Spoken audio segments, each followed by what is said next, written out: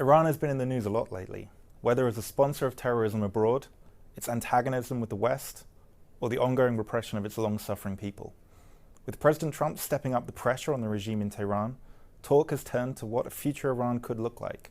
Joining me now is Crown Prince Reza Pahlavi, son of the late Shah of Iran, to tell me what he wants to see President Trump do to help his country, and why he sees the Iranian people as America's greatest friends in the Middle East.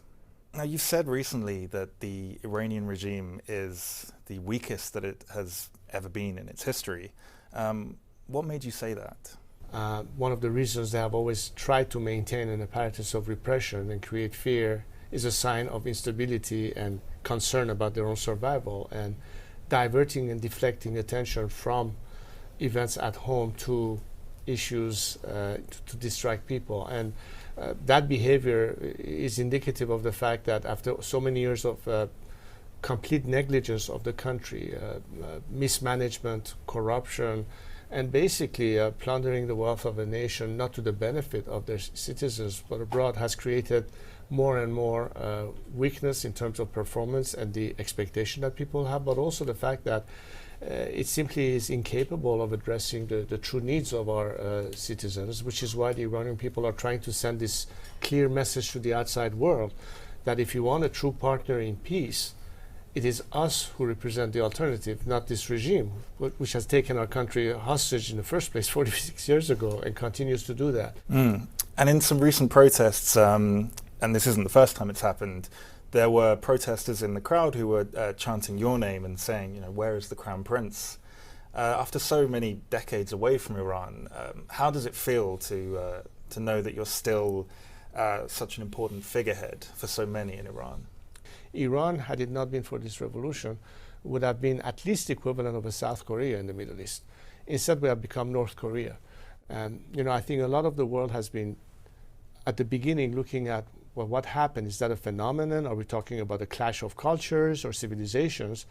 I think it's really a matter of clash of values. This is a regime that celebrates martyrdom as opposed to life.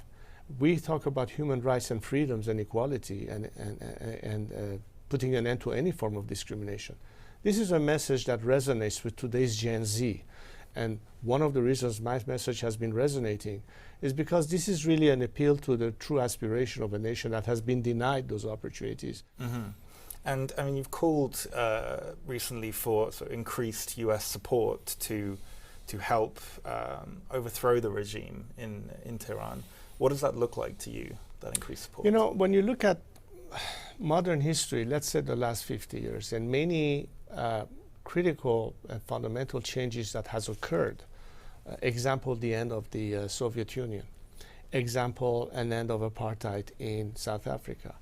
Or the success in many countries that were stuck behind the Iron Curtain. None of this has happened without some tacit element of support from free societies and democracies in the outside world. Ronald Reagan and Margaret Thatcher played a critical role that brought an end to the Soviet Union. So the expectation of my fellow compatriots from the outside free world in particular was, well, you know, we aspire to the very same values that you enjoy, whether it's in England or in France or in Canada or in the United States. And we as Iranians aspire to the very same ideals, as opposed to a regime that is the obstacle between us and the free world. A warmongering regime that has been the basic root cause of regional instability and exporting radicalism and terrorism is not the answer to our mutual questions. And Iranians, in fact, are calling it very straight. When they are on the streets, for instance, in the case of America, they've been chanting slogans that they lie to us that the enemy is America. Our enemy is right here. These are slogans that Iranians chant on the streets. And that message is meant for governments like the one in the United States and Western Europe of saying, look, we are imprisoned here. Why don't you look at us, the Iranian people, as your true partners and an alternative to this regime? And I still believe that the best way to put an end to all the crises that has been pretty much as a result of this regime's existence and behavior, whether it's terrorism, the nuclear threat, radicalization, so on and so forth, you can in one step eliminate all of these threats, as opposed to have a scenario of status quo and diplomatic attempts of negotiating them or pressuring them with a false expectation of behavior change. I've been arguing this for decades now. I said, listen, this regime in its DNA is simply incompatible with the free world as we know it. Expecting them to change their behavior is a waste of time. And my proposition in terms of what can happen and needs to happen is, and we've seen to some extent some level of success, let's say under the first administration of President Trump, that maximum pressure did pay some dividends. It isolated the regime more. It curtailed their means to be able to finance and fuel their war machine. Unfortunately, that was reversed under the Biden administration, where over $200 billion worth of oil sale that Iran should not have, the regime should not have had access to, only helped them to further expand and support their proxies, whether it's the Houthis or it is Hezbollah or Hamas. And this is not a coincidence that as a result of that, the regime felt invigorated and continued that path. So the only way to put an end to this is to say, okay, maximum pressure needs to be maintained. In your view, what does the West have to do to prevent more examples of this kind of exported terror and disorder that the regime in Tehran can bring? You know, I guess allegorically I could say that every time a fire has been lit, you have dispatched your fire trucks to put out a fire here and there. The problem is that nobody has gone after the arsonists in the first place. Somebody's the root cause of lighting these fires. Now, if you look at the tentacles of this octopus, it's been all over the place, but the eye is in Tehran. Now, a lot of people sort of fringe upon the concept of, oh, we're talking about regime change again. Look at the fiasco of what happened in Afghanistan post 9/11 or what happened in Iraq 9/11. To which I say, first of all, the scenario of change in Iran doesn't resemble any of those scenarios, which, by the way, were terribly mishandled, which gave regime change a bad name. But it's not wrong in concept. Well, what does a post-Mullah relationship between President Trump and a free Iran look like, in your view? Well, you know, this regime has been calling death to America and death to Israel from its inception.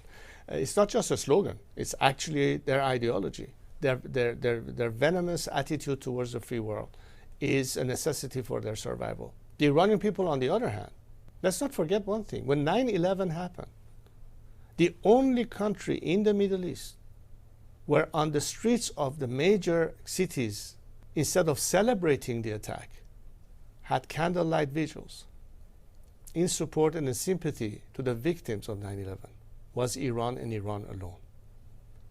That's something that I think many Americans should realize, that the Iranian people have no animosity towards America. President Trump, in his first term, and his policies of maximum pressure made him one of the most popular leaders, or perhaps the most popular American president since the revolution. Why? Because the Iranians felt that this is something that weakens the regime, which is in their advantage. We've talked a lot about the potentials of a free Iran, but I mean, what are the risks if nothing is done to deal with the regime, not just in Iran, but in Israel, with regards to the Houthis in Yemen, and also in other neighboring countries such as Afghanistan and Pakistan? There's this rationale that says, well, option one is diplomacy. But if option one doesn't work, then option B is striking their facilities or dismantling them.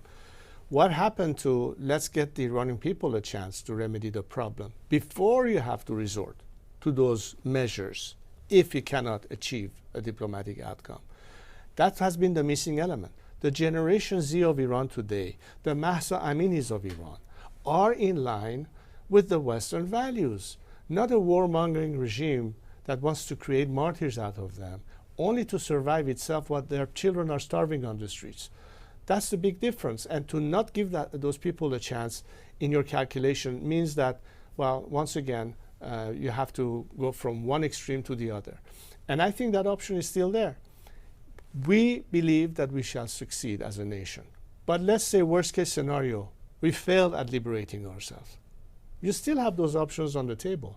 But going directly from that to option B without giving that process a chance, I don't think it makes any logical sense.